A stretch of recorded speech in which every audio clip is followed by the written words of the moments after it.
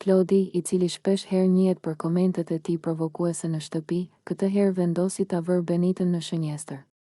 Gjatë një bisede të zakonshme në dhomën e ndenjes, ku disa banorë po bisedonin për marrëdhëniet dhe xhelozitë brenda shtëpisë, Klodi papritur kthehet nga Benita dhe fillon ta ngacmoj. Ai buzëqeshi në mënyrë të nënkuptueshme dhe tha me zë të lartë, që të gjithë ta dëgjonin: "Benita, moj vajzë, ti je shumë xheloze. Të gjithë e dim që ti ke qejf vetëm djemt me lekë, me makinë, me pasuri. Ndërsa ata që s'kan asgjë, ty as nuk të kthejnë sytë. Për ty vlen vetëm ai që ka para, të tjerët as si sheh fare."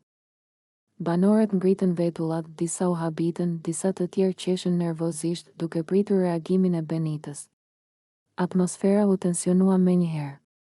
Benita, që ishte ulur duke pirë ujë, ndaloi për një çast, sikur nuk e besonte çfarë sapo dëgjoi. Ajo e vështroi Klodin drejt në sy, e irrituar dhe e befasuar nga mënyra se si ai e ekspozoi para të gjithëve. Klodi, i kënaqur nga reagimi i parë i saj, vazhdoi edhe më tej, duke e shtyrë situatën qëllimisht: "E po, të gjithë e kemi vënë re. Mos u bëj sikur nuk e di. Ti s'do djem të thjesht, s'do djem normal, ti do luksin, do jetën e mirë. Me një djalë pa para, ti nuk rri as 2 ditë." Disa banorë filluan të pëshpërisnin midis tyre, duke pritur shpërthimin e Benitës, sepse ajo njihej që nuk ja falte askujt asnjë fjalë të tepërt.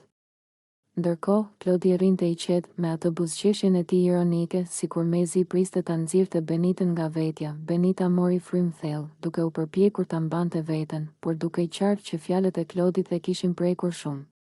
Ajo nuk e priste që ai t'i bënte një akuzë të tillë para të gjithëve, sidomos duke i dhënë imazhin e një vajze që vrapon vetëm pas paras.